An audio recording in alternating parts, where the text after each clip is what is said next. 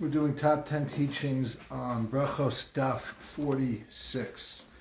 The top 10 teachings, the quick version,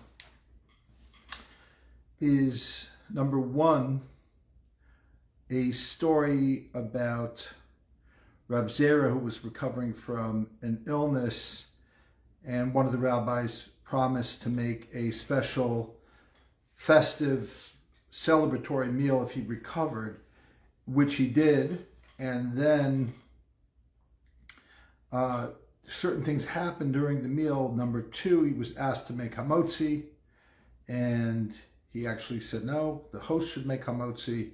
And number three, he was asked to make the Zimmun, and then he said no, the host whoever already made hamotzi should also lead the benching, when in fact it's not the law. The law is that the balabas, the head of the house, should make the hamotzi to be able to be generous in appropriating portions of bread to the people. But when it comes to leading the benching, ideally a guest who can give a blessing, which is number four, the blessing to the host. We have a small version of a blessing to the host in most of our benchers, but there's a more elaborate version that is in this page of Talmud that's also quoted in the Shulchan Aruch.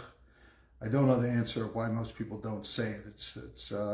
We are now the art school generation, so people are rediscovering Gemaras and trying to follow them when they see fit. That's number four. Number five is a debate between Rav Nachman and Rav Sheshes, the way Rashi explains it. Number six is the way Tosefos explains it. Number seven are regarding a concept of a bracha, a smucha l'chaberta, a bracha that comes right after another bracha, and the question is, what's different in terms of the construct of the second bracha, that it usually doesn't need to start with the baruch. It can start with something else, but it will conclude with the baruch. The question becomes, when does that practice work and when doesn't it work? And number 7 and 8 are going to deal with that. So for example, why is Baruch She'amar and Yishtabach considered close to one another when in fact there's quite a bit of distance in terms of the pages that you turn? So is it about the time frame when one bracha versus the next bracha is recited, or is it about a relationship, closeness? What about the things in the middle? Do they maybe perhaps, if they're me'ein habracha, they're like connected to the bracha, they're really an extension of the bracha, that perhaps will affect the concept of closeness when it comes to brachot. Number 9 is very interesting. It's hatov v'hametiv. It's the bracha that the rabbis instituted eventually when there was a miracle that occurred after a great tragedy, and the Gemara is going to discuss whether that is in fact rabbinic or biblical, and take you through. Rabbi Soloveitchik has 7 or 8 different distinctions. I'm not going to go through all of them, but he has a lot of distinctions on what the difference would be in theory and in practice, if whether it would be midirabanan or midaraisa. Number 10 is about who washes first, which is the conclusion of the daf conversation, whether it's washing before the meal or after the meal. Who gets that designation? Is that a kavod or is that not a kavod? And so on. Okay, so let's go back to number 1, which is a fascinating, amazing story. It's really tremendous. The Gemara tells us the following. Rabbi Zera was ill, and Rabbi Avahu, another contemporary of his, says, I'm making like a commitment that when you get better, I'm going to invite the rabbis and we're going to have a festival for you. In fact, I believe, if I'm not mistaken, that this is the only time in the Talmud, I may be wrong, that the idea of recovering from an illness has the concept of what we call a su'uda, the equivalent of a sudas mitzvah or sudas ha'udah is what we would call today, a festival of acknowledgement of gratitude. So until today, that idea is still in place, and it's based on this Gemara. But what's interesting about it, I'm going to talk about it, is that it wasn't that the sick rabbi, Rabbi Zera, said, if I get better, I'm going to make a festival to dedicate, a recognition and thanksgiving for my recovery. It was his friend who made that commitment. That's a very big distinction. Today, we don't necessarily do that. If somebody is sick and they get better, they throw a kiddush, they throw some Suda Soda. People do it today. If somebody, not just for an illness, but it could be a big court case, somebody is feeling very strained in their life over a situation that takes a lot of mental energy away from them for many months. And when the resolution comes, they'll sponsor a farbrengen or a kiddush and shul. So here we have the same thing, but it's sponsored by somebody else. And interesting to note. So what does he refer to Rabbi Zera as? He says, the little man with the singed thigh, if he'll recover, I'll make a festival for the rabbis. And he does recover. And when it came time to start the Seudah, the meal, the host, Rabbi Avo, tells Rabbi Zera, let the master begin, meaning let him make the blessing on the bread, which would mean also they would break the bread. It's called breaking the bread is a reference to that bracha, because they would literally look at the bread and find a particular area that was appropriate to make the bracha. We're going to learn about what part of the bread to make a bracha on. And Reb Zera says, no, don't you hold like Rabbi Yochanan that says, Balabayis Botzea, that the head of the household, you're sponsoring it, you should make the breaking and blessing on the bread. Rabbi Avo conceded, he starts the meal, then they have this wonderful festival, and it comes time to have somebody lead the Birchat HaMazon, the grace after meals. Rabbi Avo again turns to Rabbi Zera, the hero, the one who recovered, and he says, Master, lead us in the Birchat HaMazon. Rabbi Zera says, don't we hold like the opinion of Rab Huna of Babel, who says that whoever made the first blessing on the bread should also lead the Birchat HaMazon. And then Rabbi Avo acquiesced, but Rabbi Avo didn't agree to that in theory, but in practice he gave in. Let's take a look at the story. Let's analyze the story. What is it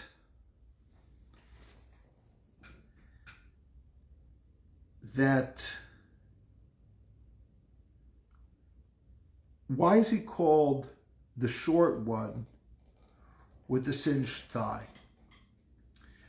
So Rabbi Zera is one of the most interesting characters in the Talmud. In a number of different Gemaras, and I'm not going to quote each one because there's quite a few. So I'll just kind of stitch together a little bit of these Talmudic stories about him to help us understand who he was and what that has to do with this story right now. So Reb Zera was someone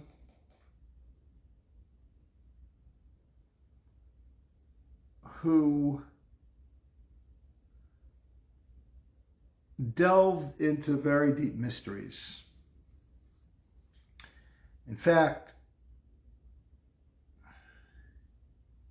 he was even the butt of some jokes. For example, it says that Rava, or Rabbi Yonasan Eibshit says Rabba, made a golem. This is a story in the Gemara. Made an android, a robot. And he didn't tell Reb Zera. He sent it to Reb Zera, kind of like to play a trick on him. This creature comes, dot, dot, dot, dot, dot, dot, dot, knocks on the door, gets whatever it is. He arrives in Reb Zera's home. Reb Zera begins to ask questions, and the robot, the android, the golem, doesn't respond. It doesn't talk. So Reb Zera realized what it was, and he says something, and he causes the golem to go out of commission, just to stop being alive. And the question is, what was happening that his friend did this to him? Like, did this almost prank on him? What was that about? The Gemara there also discusses how they would use the Sefer Yetzirah to create a delicious calf to be able to eat on Shabbos. So this is another question. They were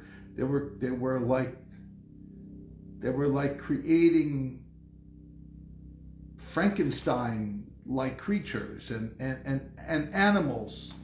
Now, you could learn it as metaphors. You could learn it more literally. Okay, let's go even further. The Gemara Megillah, coming up to Purim, says the following story. Rabbah invited Rabbi Zera to a festive Purim, Seudas Purim. Rabbah gets drunk, and in the course of his drunkenness, he slaughters Rabbi Zera. When Rabbah comes to from his drunkenness and he sees Rabbi Zera, he prays for him, and he gets better, or he comes back to life, and he lives almost happily ever after. A year later, Rabbah tells Rabbi Zera, "Why don't we do Purim together again? Wasn't that amazing last year?" And Rabbi Zera says, "Well, a miracle doesn't happen every time." So the question is,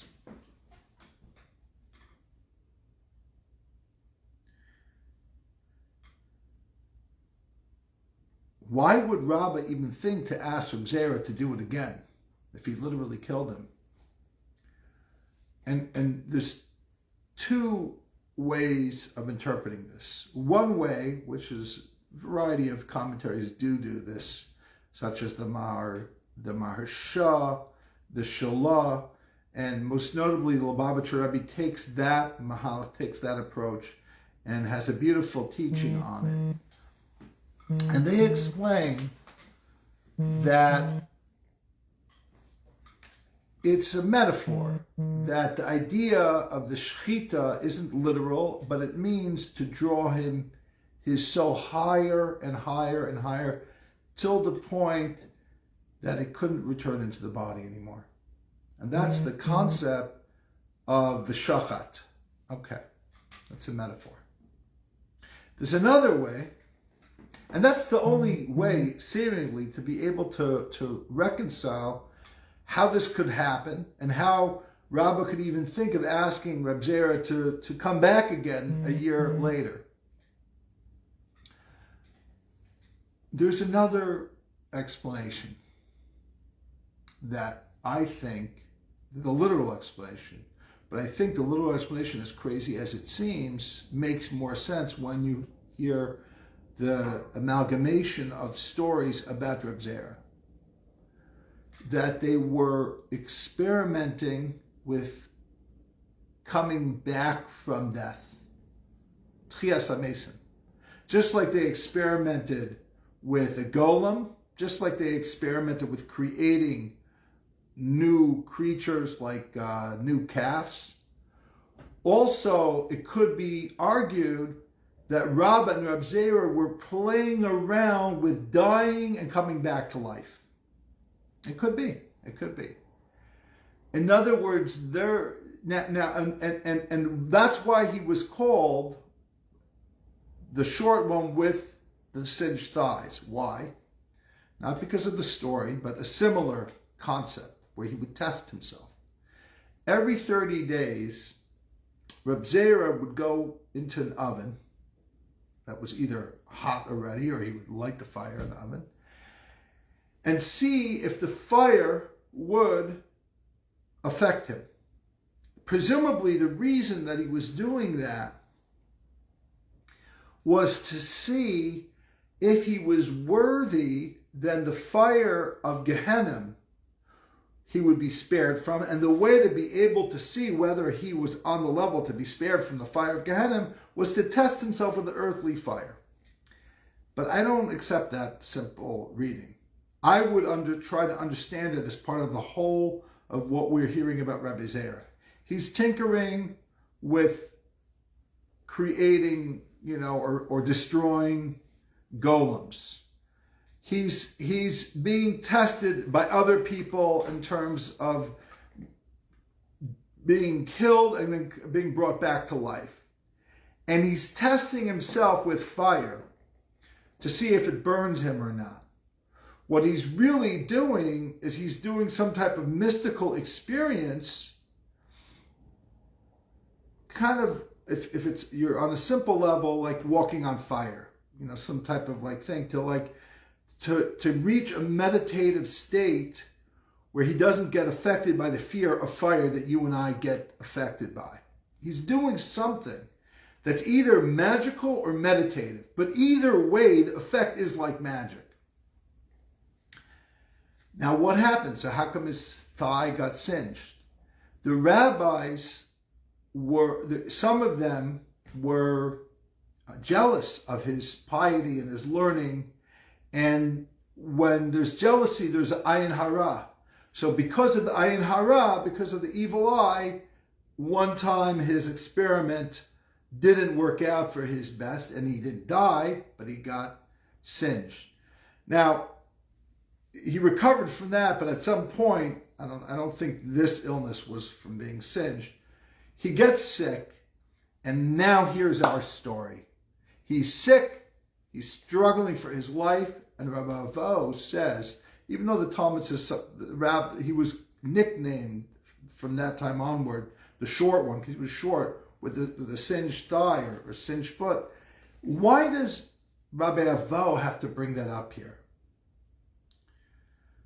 And the answer, you'll see more in the story, is that Rabbi Avo was trying to bring out something similar to a story that they tell, I think, about the Sanzer Rebbe. It's either about the Sanzer or the Kutzker, and it's either about somebody was very ill. It was one of their, either it was like Sakachava Rebbe, the grandson of the Kutzker, or one of the very learned children of the Sanzer Rebbe. And everyone was saying, how could this young person be so ill? There's such a Torah scholar, and comes in, let's say it's the Kutzker Rebbe, and says he's not such a Torah scholar and he's not so great. And everyone's shocked. What's going on? And soon enough, the young man recovers. And when they asked the Rebbe what happened, the Rebbe said, look, everyone was saying how he's the great Torah scholar, he's learned all of the Torah, and he's a great man. So in heaven, they were saying, okay, he's ready, he's done so much, we can take him already. So I said, no, he's not done anything at all, because I wanted in heaven them to know that he hasn't really begun to do the work that he was put down here to do. And that's when he recovered. So like that, in a similar vein, when Ravo says the short one with the singed thigh, what he's doing is he's saying, with all of his greatness, he still has a singed thigh. He's still short. So it's either bringing out his humility or his vulnerability, or a combination of his humility and his vulnerability, meaning he deserves to live. He deserves to live, and it's trying to be Ma'or Rachamim Rabbim. It's trying to awaken great heavenly compassion for him. Okay. So, and then how do we see this humility? Now, Rabbi Zera, says, fasted 100 fasts just so that his contemporary, the Rosh Hashiva that was like his equal, would stay alive, so he wouldn't have to become like a Rosh Hashiva. He wouldn't have to serve the public. He could still learn and be a semi-private citizen. So we see that he excelled in humility. And when he was offered to make the blessing, he says, I'm not the balabas. Now, even though we learn from here the importance of having a sudas hodah from a recovery from an illness or some type of recovery, and he should have been considered the host himself because it was in his honor. Yet he said, I'm not the host, you're the host. So what does that mean? That means that really he had transformed his ego to such a degree that even though he was the center of attention, it was done in his honor. He said, but you made it. I'm only here. I wouldn't have even survived if I didn't have a friend in the world who you did it for me, but it was you. It was you caring about me, you wanting me to survive, that's why I'm here. So it's really your honor. This is a very deep concept here. I was thinking about it, and this came to me during davening. I was davening last week, and all of a sudden, I had almost, I don't want to say a prophecy, I don't want to sound like I'm insane, but I had some sensation overcome me, and it was very deep. I started crying, and it was basically the spirit of Reb Zera was telling Rabbi Avahu that I wouldn't be alive if not for you having faith in me, if not for you dedicating to celebrate my recovery. So therefore, since, even though it was made for the sake of my recovery, it was only because you believed in me, and therefore you're the balabas, so you make the bracha. Okay. So that's a little bit about the story of Reb Zera, the short one with the singed thigh. What a beautiful story. What a beautiful lesson, and so many powerful things we can learn from Reb Zera. And again, it's part of a mahalach in learning that's very important, that comes from looking at the whole of the Gemara and seeing that these people were working on themselves on so many levels, right? So it's brought in a halachic context, and that's what number 2 and 3 is going to be, pure, beautiful halacha. But at the same time, the story of who Reb Zera was, and this story itself was an outcome of who he was. There's no denying that the pnimiyut, what we call the innerness of Torah, the yaina shel Torah, the sod, the depth and the secret, what you want to call the mysticism, is not simply in another sefer, in the Sefer Az-Zohar, or in the Bahir, or the Sefer Yetzirah. Those are amazing works. Those are great works, and they should also be studied. And they could be seen as helping us understand the Talmud in a deeper way. But at the same time, the Talmud itself contains deep mysteries of the Sodot, of the Maisa Bereshis, Maisa Merkava. They're secret, they're not revealed, but they're there. Okay? The Rambam said that if he would have time, he would write a sefer on the mysteries of the Gemara.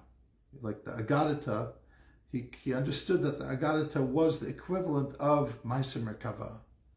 So, again, what he considered Maisa Merkava and Maisa Bereshis may not be what other Rishonim and Achronim, including the Vilna Gaon and the Ramban and the Baal Shem Tov, all agreed to disagree with the Rambam on those topics. But at the same time,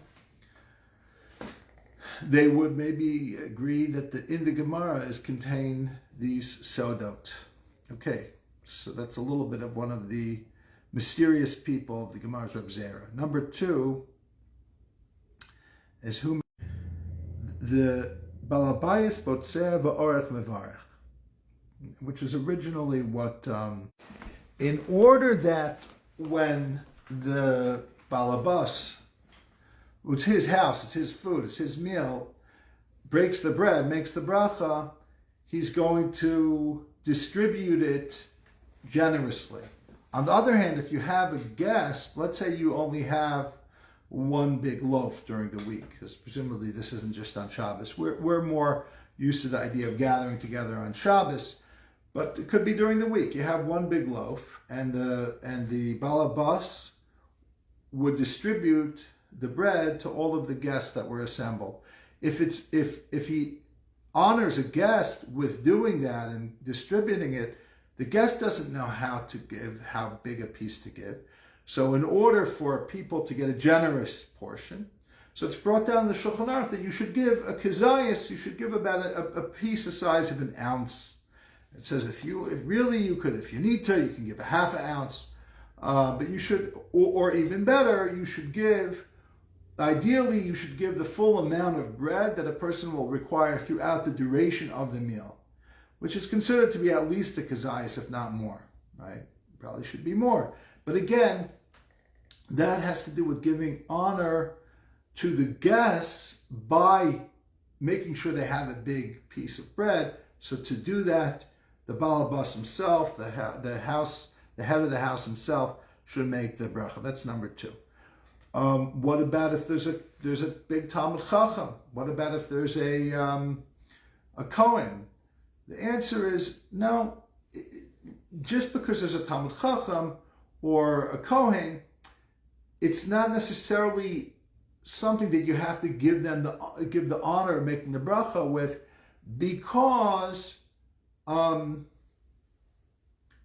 of this other concept of taking care of your guests in a gracious way and being and giving them ba'ayin yafa, generously. The question could be re-asked: what if you only have two little challahs, and everyone has their own little challah?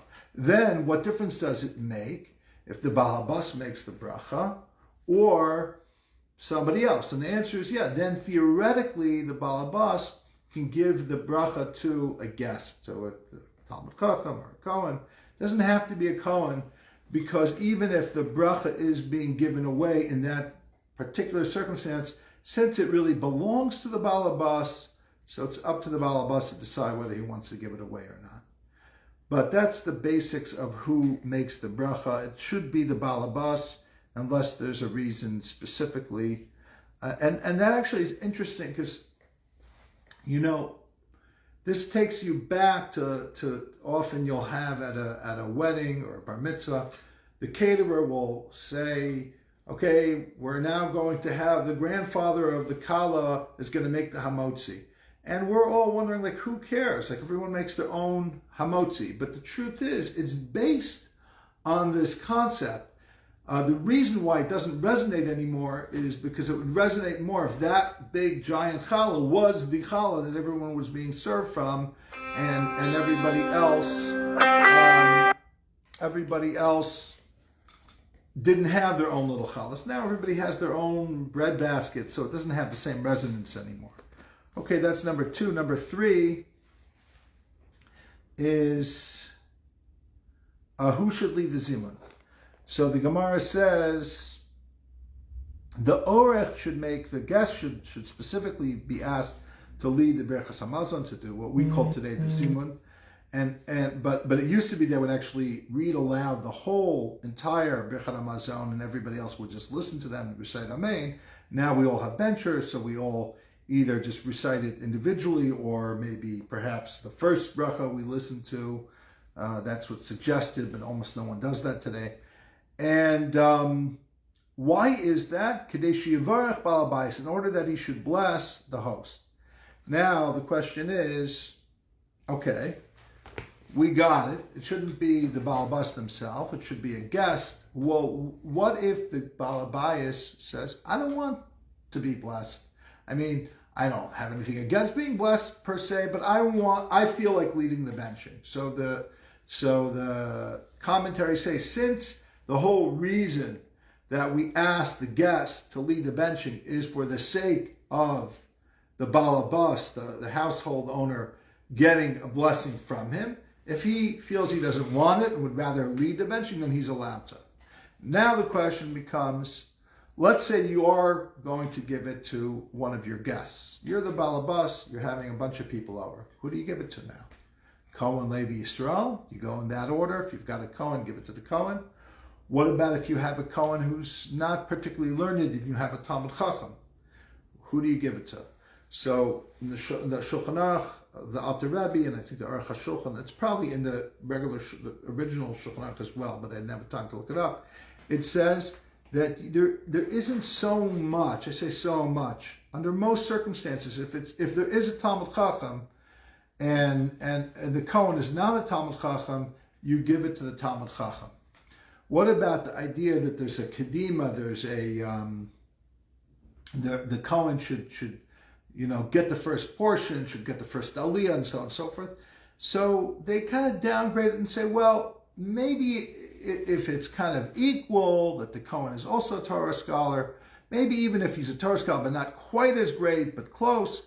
But otherwise, if there is clearly somebody who's very learned and the Kohen is not particularly learned, we don't have to honor the Kohen with giving it. However, the custom has become that we say Birshus, Rabbanan, Birshus HaKohen, our Kohen, and we do say with the permission of the Kohanim, just to give them a certain amount of respect.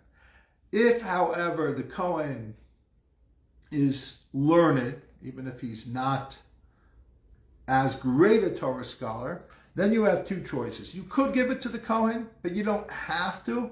But what the custom has become that you could tell the Kohen politely, would you mind, we're giving it to somebody else? And the Kohen, obviously, he's a mensch, he's going to say, of course. So that's a little bit about the halacha of who amongst your guests should get the opportunity to bless the host, which leads us to number 4. Number 4 is the bracha, is this particular blessing for the host that I mentioned before. Most of our Siddurim have some blessing for the host, but not as quite elaborate as the one that's found in the Gemara. Let's do what the Gemara says and talk a little bit about it. So, my mivarech, what's the blessing that the guest will give to the host? May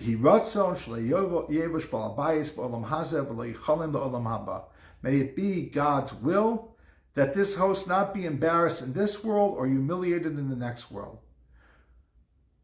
And Rebbe, the great Rebbe Yehuda Nasi, would add the following: V'yitzlach ma'od b'chol nechasav, v'yu nechasav v'nechnasenu, mutzlachim v'krovim le'ir. And may he be very matzliach, very successful in all of his endeavors. It actually technically means his properties or possessions, and his property should be successful and close to home, close to the city that he lives in. And al yishlot satan lo b'maisi yadav lo b'maisi yadenu, and may the evil opposer not have any rule, not in our work of our hands or the work of the balabas's hands. La yizdaker lo lefanav v'lo lefanenu shum davar hiru chet v'aver v'avo me'atav v'olam. And may there not be appearing before him or us a thought of sin or an avera, different types of sins from now on forever. So just a couple comments here.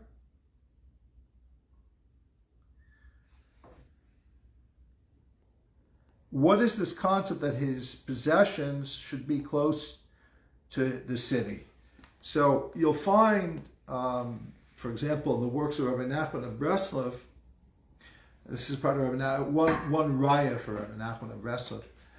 The concept that when you make a living, Rabbi Nachman didn't like that certain people made a living by traveling all over the world as business people.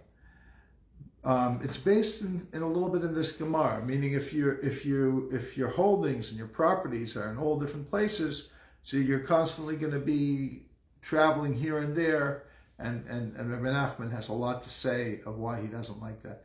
But part of the blessing is that you should have wealth, but you should have access to it to be able to look after it.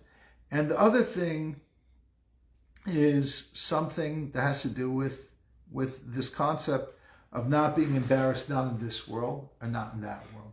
And that's a very important thing, because there are two types of embarrassment. One type of embarrassment comes from, of course, the bad things that a person does, but often there could be a very bad person who's not going to be embarrassed in this world. Why? He's so wealthy, he's so powerful that everyone's afraid to talk about him or to do anything about it. So everyone is quiet, everyone's respectful, only good things are said about this person. But the problem is, in Olam Haba, God doesn't take bribery, so God doesn't care all the money in the world. We ask that now the question becomes, so why do I care about not being shamed in this world? It could be that because the shame is for a bad.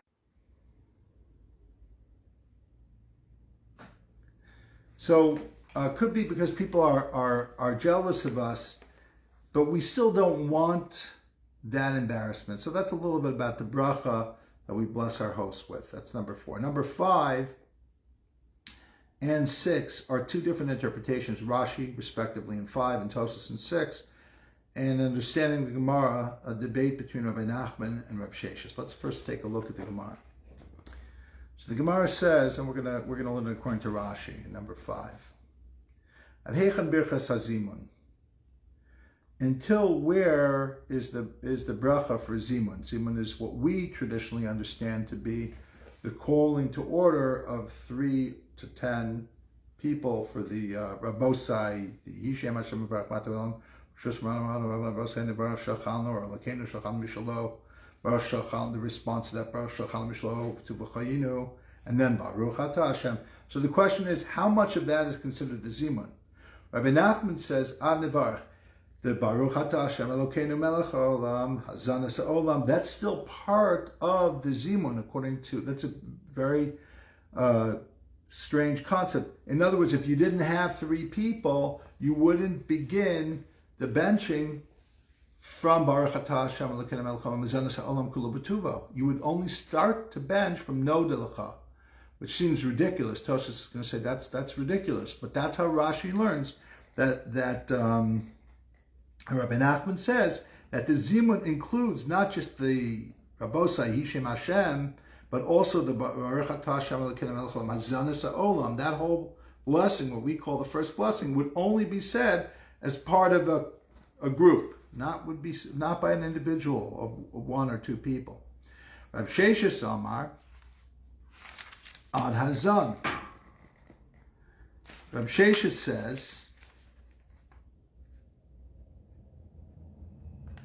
I'm sorry, that the Rav Nachman is the way we do it till today. That you would from the first bracha, even if you were just 1 or 2 people, you would say the first bracha of Hazanas Olam Kula B'tuva. Rav Sheshes says that what I was just saying before, that if a Zimmun would extend until the end of the first bracha of Hazanas Hakol, till the conclusion of the Hazanas Olam Kula B'tuva, which would mean, like I said, that if you didn't have a group of 3, you wouldn't say the first bracha. You would start with No Delacha, which Tosefos is going to be very bothered by that concept. But that's how Rashi learns this machlokus. And then the Gemara says, Ne'mek Tanai. Should we say that matter is a dispute amongst the Tanaim, that there were Rav Sheshes, Rav Nachman, there were Amoraim, but the Gemara would like to try to see in the earlier period of the Tanaim that there was a similar machlokus, and they bring a brisa, because one brisa it says Birchas Hamazon Shnaim Ushlosha, the Birchas Hamazon is either 2 or 3 blessings, and another brisa says it's 3 or 4 blessings. So let's assume the Gemara says the Hatov HaMeitiv, what's usually considered the 4th blessing, is not the Oraisa. It's not biblical, so they're not even talking about that. And what's the argument? The one that says it's 2 or 3 holds that Hazan is not said, the first bracha, Brachot Daf, is really an extension of Zimmun. But if you don't have the Zimmun, if you don't have the 3 plus people, then you start with no delacha, and therefore you only have 2. And when you have 3 is when you have Zimmun, so then you have 3 brachot. And the opinion that says Shalosh V'Arba, 3 and 4, that they would hold that when you make a Zimmun, the Zimmun really ends before Baruch Atah Hashem Elokeinu Melech Haolam Hazanos Ha'olam. So even if you have no Zimmun, you would start with the bracha of Hazanos Ha'olam. So you would have 3 or 4 when you had the Zimmun would be considered a 4th bracha. And the Gemara doesn't accept that and says Reb Nachman Matar Slamei, Reb Sheshes Matar Tamei. Both Reb Nachman and Reb Sheshes would interpret those 2 respective risas to fit in with their different specific opinions. Okay. And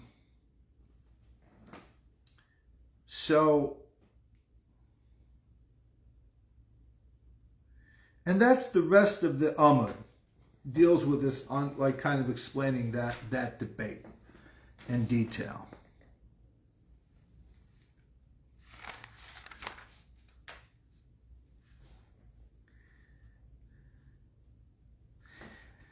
And we'll come back to some of it in some of the later teachings. And in fact, not only the rest of this Amud, but even Amud Beis also can be seen to be a continuation of this as well. Okay. Depending on how you learn this Gemara.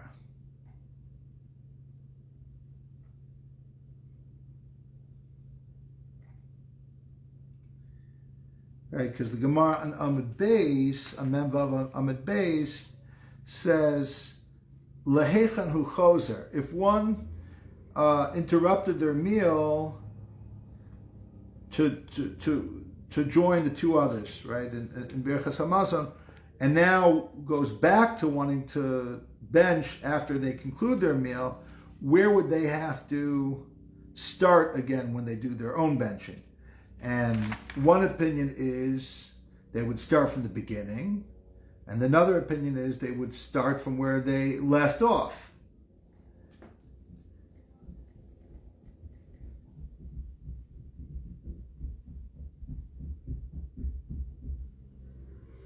And again, this is how Rashi is going to learn that Gemara. It's a continuation of the Shita of Rashi on Memvav Amud Aleph will carry over into Memvav Amud Beis. So let's learn Tosefos and what he doesn't like about Rashi. So that's number 6. Tosefos has a bunch of issues with the way we just learned in number 5, the debate between Nachman and Reb Sheshes. So in Tosefos Divrei Masal Heichan Birchas Hamazon,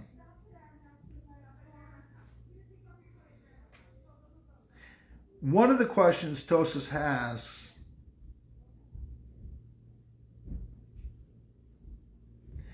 is Birchas Hazan is the Oraisa. It's essential. It's considered biblical. So how could it be that an individual would not be obligated in it? That's one issue. A second issue is when there's a debate between Reb Nachman and Reb Sheshes Isuri, when it comes to things that are prohibited, we say the law follows Reb Sheshes. And that would mean that according to Reb Sheshes, you don't have to do the Hazan as an individual if you're not part of a Zimmun. And that's highly problematic because we see the Gemara always references the Birchas Hamazon as Shalosh Brachos. And to say that it's only talking about when there's a Zimmun is unlikely. And also number 3, which is really kind of similar to number 2, is the Ma'aseh B'chol Yom, Ma'aseh B'chol Yom D'Yachid Mevar Shalosh. We see, go out and see what we do. We see that the custom is, or the law is, that people do the Hazanas Olam Kula B'Tuva on their own without a Zimmun. So that's number 4, I think? Number 5 is also later on. We learn out from a verse that Varachta Zu Birchas HaZimun is Hashem Elokecha Zu Birchas Hazan. That they're listed as 2 separate things. So again, that's a 5th question. So you've got 5 questions on Rashi. Truth be told, there's an answer for each one of them. I don't want to start defending Rashi because I would like to, but I'm not going to right now. But there are answers. There's various answers. So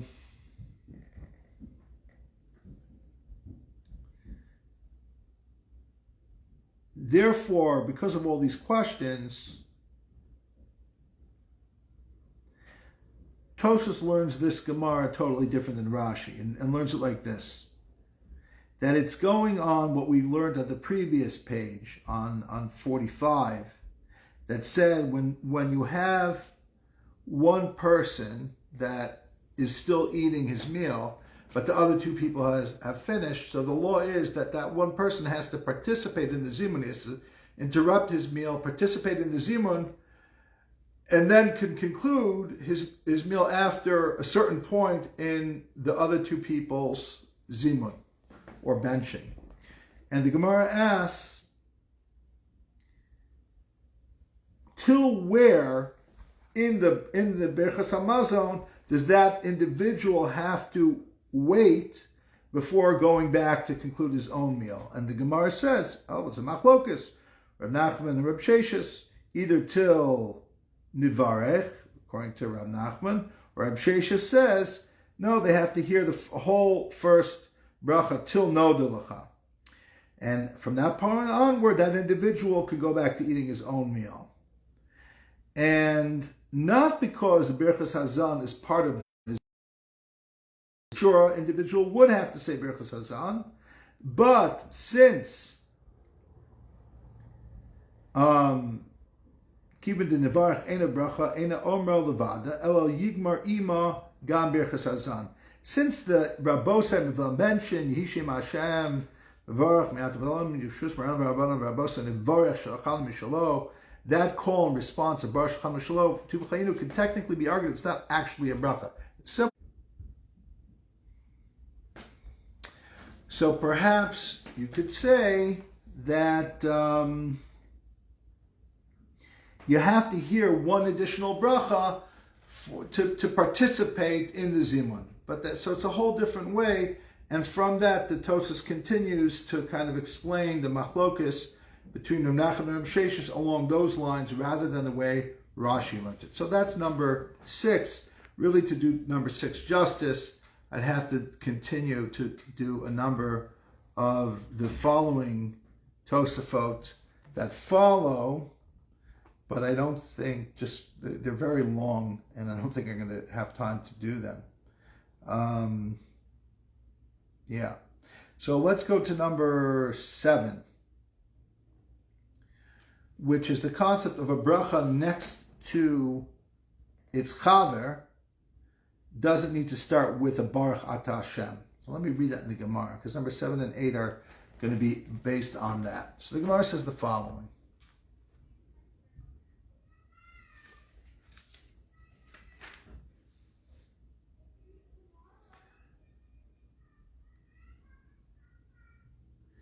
Now the Gemara is saying, Teda da'atov ha'metiv lav d'oraisa. That the 4th blessing, known as Hatov HaMeitiv, is not biblical. And one of the reasons is Sharei Poseach Ba B'Baruch, because it opens with the Baruch Atah Hashem. The Ein Chosim Ba B'Baruch, and doesn't conclude with Baruch Atah Hashem. Kedetanya, and it was taught in a brisa, or as it was taught in a brisa, Kol brachos kulam poseach behem bebarach. All brachos begin with Baruch Ata Hashem, v'chosim behem bebarach, and they conclude with a Baruch. Chutz, with exceptions of, there are many, Birchas haperos or Birchas hamitzvot, a blessing, or what we call Birchas hanenin, on fruit. It doesn't necessarily mean fruit. It could be any object that we're enjoying, whether we're eating it or drinking, whether it's a hamotzi, whether it's on besamim, on incense, and so on. It's just a bracha, Baruch Ata Hashem Elokeinu melech haolam, shehakol niya bivaro, or hamotzi lechem min haaretz, or bar minim besamim. It doesn't conclude with the baruch. This is a birchas hoda'ah. And birchas ha-mitzvot, and also a bracha on a mitzvah. A standard bracha on a mitzvah is, let's say, on tefillin, Baruch Ata Hashem Elokeinu melech haolam, asher kedushanim satzvah lehaniach tefillin, to put on tefillin. Or likvo mezuzah, right? I'm putting up a mezuzah, or lahadlik ner shel Shabbos Kodesh, to light the candles for the holy Shabbos. So there's no second, it doesn't have to, it's a short bracha, it doesn't need to conclude with the baruch at the end. And other things that don't need a baruch, ubracha smucha lechaverta, ubracha achrona shebekriya shma, yesh mehen sheposeach behem bebaruch ve'en chosem bebaruch. A bracha that follows another bracha, like a series of brachas, like the Shmona Esrei, for example. You start the Shmona Esrei with Baruch Ata Hashem Elokeinu Elokei Avotenu. But then, the subsequent brachot do not start with Baruch Ata Hashem. They conclude with Baruch Ata Hashem, but they don't start with Baruch Ata Hashem. Why not? Because it's called a bracha hasmucha lechaverta. It's a bracha that's in close proximity to its chaver, to its one that comes before it. Now, we're going to be talking about whether this concept of bracha hasmucha lechaverta is simply a concept of following in proximity, or it's more of a conceptual closeness, that it's the same thing. There's some bond, not just that it happens to be in the siddur, but it's on the same page, because things follow each other because they just sometimes do, not that they're always connected. So, for example, there's an Elokai Nitzor, right, follows Al Netilas Yadayim, or some, like brachos we make in the morning. There's a certain order for them, but they're not necessarily connected other than in the siddur. The connection is minimal, is what I'm saying. And that could be a machlokas between Tosefos and other Rishonim of whether that's considered bracha smucha lechaverta. Okay, so let's see.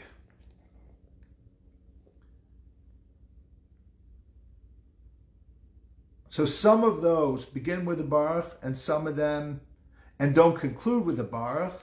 And this is Mem Vav Amud Beis.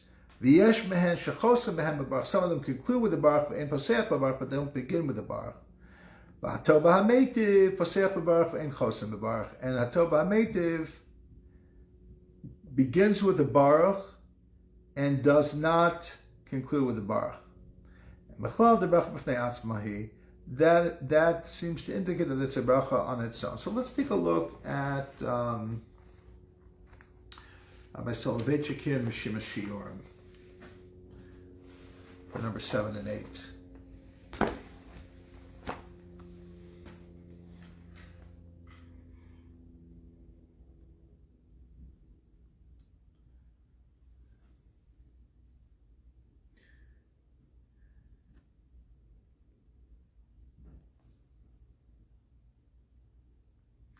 So he quotes the Tosefos of Divrei Amasel Kol HaBrachot.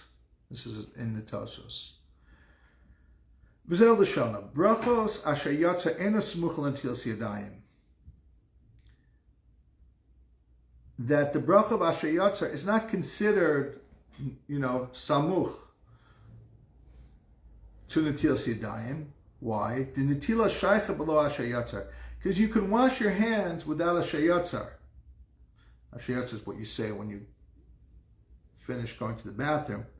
And you say that bracha many times on its own, even though in the siddur they're right next to each other. They don't have to be per se.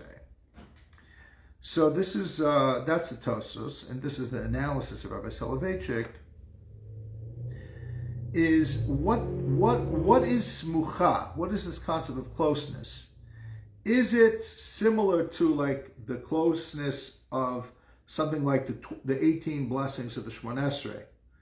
There, it's no question that they're connected to each other, as opposed to the Asher Yatzar and Tilas Yadayim. They're two different things, even if they are in the siddur right next to each other.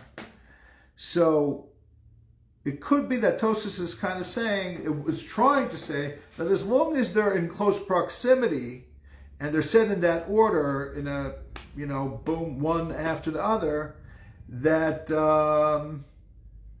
that is enough to be considered as smucha l'chaverta. And that's why Tosefos has to say, well, not really, because it doesn't have to be like that. But if there's some consistency in their closeness, even if it's not an internal consistency in terms of their being really essentially interconnected and interlinked, Tosefos could still possibly consider it a bracha smucha l'chaverta.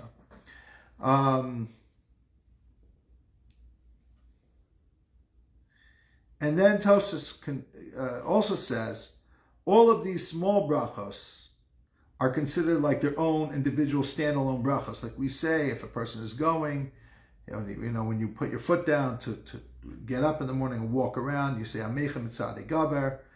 And all the brachos in the morning, when you're getting yourself ready, there's a machlokas between the Rambam and the Rosh and the Ran of Birchas HaShachar. According to the Rambam, all the morning blessings that you say are really part of Birchas HaNenin. They're part of blessings of benefiting from different things. There's a bracha for putting on your belt. There's a bracha for putting on your hat. There's a bracha for putting on your clothing. There's a bracha for putting on your shoes. There's a bracha for getting up. There's a bracha for walking. All of these things have a bracha. And on the other hand, the Rosh holds, no, they're more of it's not so much a birchas ha'ana, a blessing on benefiting. You can make them in synagogue. It's more like a birchas hoda'ah. I'm sorry, not hoda'ah.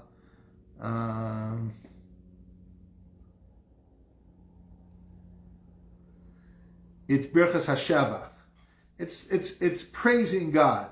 But it's not that you needed to get. If you didn't have shoes, you still could make those brachas in the synagogue, because it's shvach LaHashem, that God provided overall the needs of the world. It's not about you as much as it is for the world. I think that's the Ari says that. Ari would follow that even if he didn't have a particular hana from one of the brachot, he would say them all, because he paskin like the Ran, that they're about things that are provided for overall. Even if you didn't get each one of them, you still make them. But the Ramban says, no, you make them specifically because you got them. If you didn't get them, you don't make them. So what does it have to do with, let's bring this all around back to our subject at hand about bracha hasmucha l'chaverta. According to Tosefos,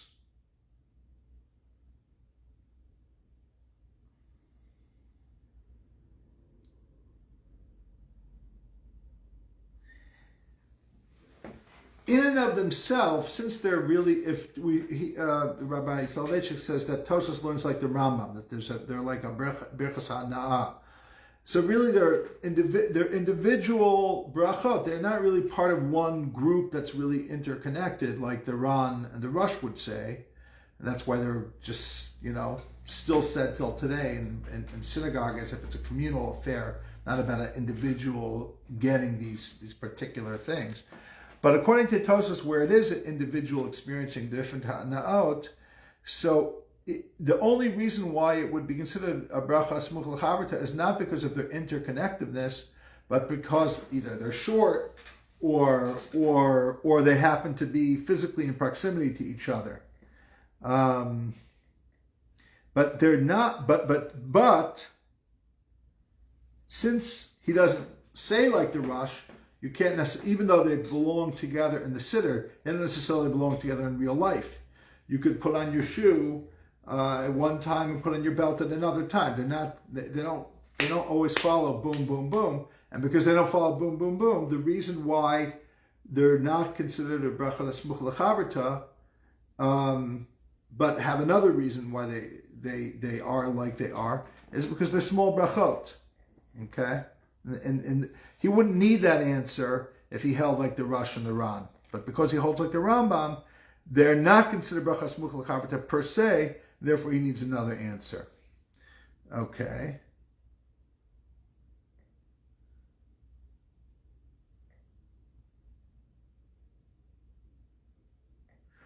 Or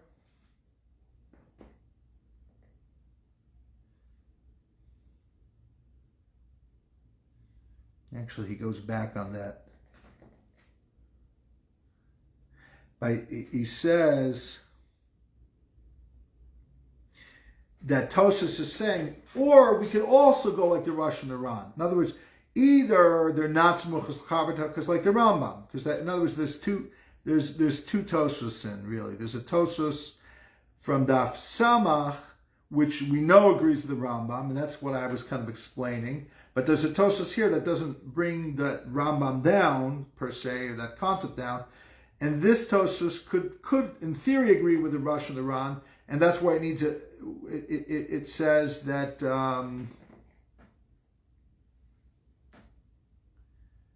that the Tosefos bebarach mishum dehavin ktsaros. Okay. Now let's go on to number 8, which is a continuation of 7, but it's to talk about Sukkah de Zimra and Birchas Kriya Shema versus Torah and Megillah. Okay, what am I talking about here?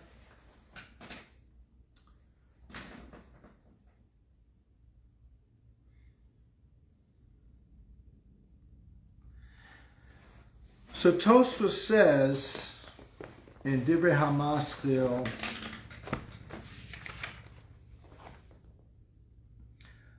Kol HaBrachos Kulam Posachos Bebarach, that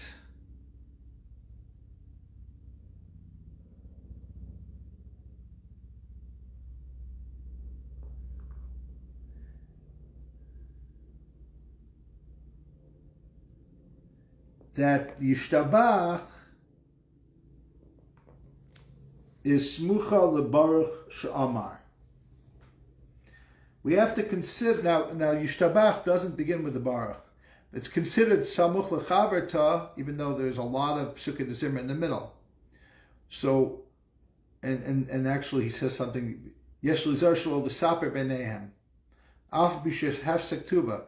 We have to be careful not to talk during Psukei de Zimra, even though it's a long time. There's a big amount of material there. Psukei de Zimra. Kol Malkum Lo Mifseki Lamivsky. V'zenicha bracha achrona shebekriya shema emes hismucha shel Ava Rabba or Abba Solom. Psukei kriya shema lo mafseki. So basically, what Tosefos is saying here, and there's a beautiful ritva, is that when it comes to Baruch She'amar and Yishtabach, it's a hemshech. It's a continuation. And the same thing with Avas Olam and Emes B'Yatziv, or at night Emes Avarabba, Emes B'Emuna, B'Emuna Kozos, right? That even though you have either respectively between Baruch She'amar and Yishtabach, you have Psukei de Zimra, or between Avas Olam and Emes B'Yatziv, you have the actual Kriya Shema, the 3 paragraphs of the Shema. They're considered Me'inyan Le'inyan Ba'osa Inyan. They're considered connected. They're connected because the bracha, and the bracha is not just a bracha on a thing. Usually there's a little bit of a kind of distance between the bracha and the thing the bracha is on. The bracha are words on, let's say, an action. So you're making a bracha on being able to do a mitzvah, an action mitzvah. Or even if the bracha is on, let's say, reading the Torah, you're making a bracha to be able to learn Torah. But the bracha is just that. It's a bracha. It's a recognizer that God gave you the gift of Torah. But the Torah is the Torah. So there's a certain kind of gap between what the bracha is and what the thing you're doing, the Torah that you're learning and the mitzvah that you're doing. But when it comes to the Psukkah de Zimra or the Kriya Shema, the bracha is indistinguishable to some degree from the actual Psukkah de Zimra and the Kriya Shema. It melds into it. That's why there's a lot of diyunim, there's a lot of things in halacha. For example, it's a very controversial ruling. We say Safek Brachos Lahakel, but what if somebody is misupak if they read Kriya Shema or not? Kriya Shema is deraisa. So that would be a Safek deraisa l'chumra. You'd have to go and read the Kriya Shema. What about the brachot for the Kriya Shema? Since brachot, Safek Brachos Lahakel, you shouldn't have to repeat them. But the Rambam controversially rules that you should say the brachot and Kriya Shema. The question is why? Well, the answer is that the Kriya Shema and its brachot have become one unit. Because all of the Kriya Shema and the Berachot Kriya Shema are really taking you to a place of Kedusha, of Kabbalah Salmach Shemayim, of Abba and Yirat, Abba and Yirat Hashem. They're all bringing you to a certain place, so they've become one and the same. The same thing with Baruch Sha'amar, Zimmun, and Yishtabach. So therefore, there's a chiluk there, why it's considered, the brachas are connected, that the latter bracha, no matter how many pages you've turned in between, doesn't have to start with the baruch, as opposed to Berachas HaTorah or the bracha on the Megillah, where it's considered by the Berachas HaTorah, you conclude with Baruch Atah Hashem in the concluding bracha, which Tosefos has there's other answers for it, but one of the Rabbi Soloveitchik's explanations is because there is more of a distinction between the bracha for the Torah and the Torah itself, but that distinction is not really there between the bracha of Kriya Shema and Kriya Shema. They're much more unified. So that explains a little deeper into certain times of what bracha smucha l'chaverta can be, how far it can go. When it's not about distance, it's about the identity of the thing that the bracha is being made on, and the bracha itself are almost one and the same. And that would make it be considered smucha l'chaverta, no matter the distance and time. Number 9 is hatov v'hametiv. Gemara tells us the following. We're going to learn a little bit about hatov v'hametiv later, but for now, the Gemara is saying that hatov v'hametiv, most opinions say it's not the oraisa, but there is at one point, the Gemara says that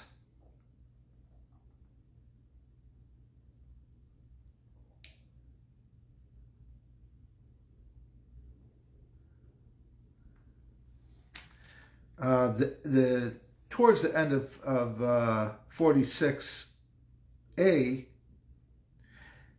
Rav Sheshis Matarz Latameh, and in that context, it says Manda Omar Sholosh V'Arba Kasavar Hatov V'Hametiv D'Oraisa, that there is an opinion that says Hatov V'Hametiv is the Oraisa, and Rabbi Yosef says no, Hatov V'Hametiv is not the Oraisa. And he gives two or three reasons. One of them is that the Polim, the workers, don't say it. The second one is the thing we were just talking about before, that it starts with the Baruch, and Baruch HaSmuch L'Chaver doesn't usually start with the Baruch unless there's a real reason, and that would imply that it's its own separate bracha. And a third answer is that you don't say it in the house of a mourner.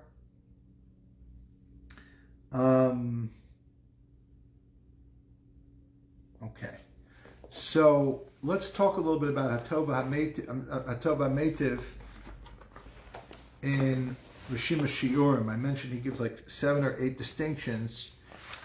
But before I get into the distinctions, Rabbi Soloveitchik makes an amazing claim. Later on, the Gemara is going to say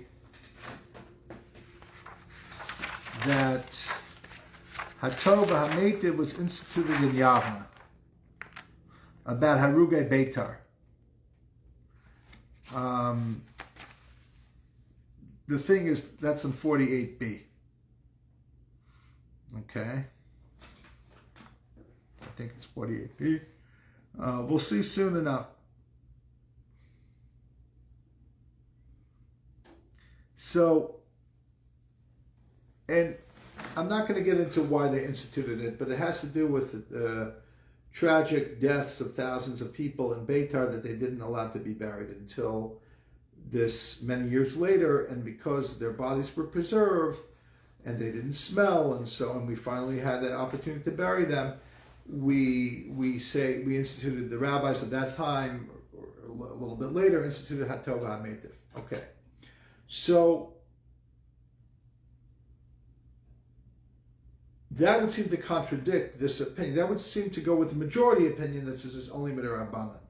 But what about that minority opinion that says D'oraisa? So there's 2 ways of learning it. The standard way is, it's a machlokus. The Rabbi Soloveitchik says, no, you could say that everyone agrees that it was instituted later. Nobody thinks it was said many years earlier. The question is, when they instituted it, did they instituted it like a D'oraisa, as an extension of the Chiyuv D'oraisa to bench, or did they instituted it as something separate? It happens to be tagged on, like an afterthought. They didn't know where to put it, so they put it at the end of the benching. And that's where Rabbi Soloveitchik finds like 7 distinctions, if how you see it. So for example, one distinction would be, we know that if you missed something, so you can repeat it at certain points of the benching. What if you missed it and you're in the middle of Hatov HaMeitiv? If it's really part of the benching, so then you could theoretically put it in. But the Rambam paskins that you can't. So the Rambam seems to say it's farfel, you lost out. It's something new. Also, if you have wine, let's say in the middle of a meal, could you use the fact that you're going to do Hatov HaMeitiv during the benching? If it's part of the benching, then it's just part of the benching. But if it has its own criteria of Hatov HaMeitiv, maybe it could also cover the wine. And because wine and Hatov HaMeitiv, we'll talk about more about its relationship between the tragic miracle, the miracle that was an outcome of a tragedy, and the pleasure of drinking a new wine, presumably a better wine according to most authorities. But another difference is that you're supposed to sit wherever you ate is where you're supposed to sit and bench. But if Hatov HaMeitiv doesn't have that status, maybe you could get up and go on your way and continue to say Hatov HaMeitiv. So a number of differences between how we view those things. So that's a little, and there's many more. I just mentioned a few of them. So that's number 9. And number 10 is the Gemara talks about on the bottom of Mem Vav and the beginning of Mem Zayin about who gets to wash first. So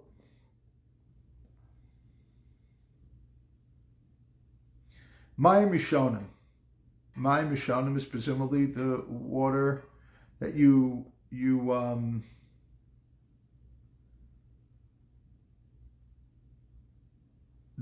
wash before bread. So the Gemara is talking about Persian customs. So the Persians would start from the greatest. But Rav Sheshes challenged that practice because he said, but then that person's going to have to wash their hands. Be careful till everyone else washes. Okay, he says, okay, well, they would bring their table before everyone else so they would get to eat. But that doesn't fit with our practice, because our practice is that the balabas would make the bracha of hamotzi and break bread for everyone, so he couldn't really eat. And the commentaries talk about if they can reconcile that Persian practice with what we do today. Then the Gemara says, "My machronim meichem maskalim." Who begins to do the water for their hands at the end of the meal, which is because of sakana, because of that dangerous salt of Sodom. So the Reish Galusa says, and they were enamored with this Persian practice, from the least prominent. And Rav Sheshes didn't like that either, because he says it's like disgusting for the most prominent to wait with their hands filthy. And he says, well, what you do is he could continue to eat. Then Rav Sheshes quotes a brisa. He's not impressed by the Reish Galusa's quick. Reish Galusa is bragging, is taken in by the Persian customs, and Rav Sheshes is not as enamored by them at all. And he brings his guidelines, and it has to do with also seating arrangements on their respective couches. And then when it comes to the water, he says, Mayim Rishon, when you're washing for bread in the beginning of the meal, you begin with the most prominent person. And Mayim Achronim, if there's 5 people, you begin with the most prominent. But if there's 100, you begin with the least prominent until you get to only 5 people left. And then you give it to the most honorable of the 5. Okay? And Rav says, assuming it's a small group, it's not the 100 people, it's like the final 5. Whoever of that group of 5 washes first, that's the one who leads the Zimmun. That's what we do today.